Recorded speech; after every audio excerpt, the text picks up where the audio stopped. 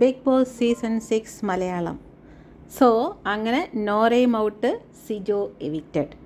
So ഇത് വന്നിട്ട് 99% കറക്റ്റായിട്ടുള്ള ഒരു ഇൻഫർമേഷനാണ്.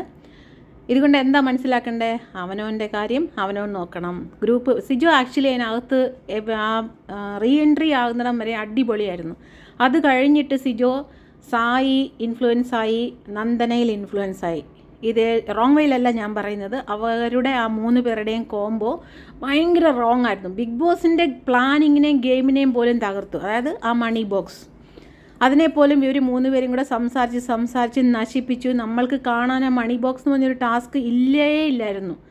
എല്ലാത്തിനെയും ഇങ്ങനെ സംസാരിച്ച് വെറുതെ സിജോൻ്റെ ബ്രെയിനിനെ സിജോ തന്നെ ചീത്തയാക്കി കളഞ്ഞ് സിജോ തന്നെ ഔട്ടായി. താൻ കുടിക്കുന്ന കുഴിയിൽ താൻ തന്നെ എന്ന് പറഞ്ഞ പോലെയാണ് സിജോയുടെ കാര്യം. സായിക്കൊന്നുമില്ല.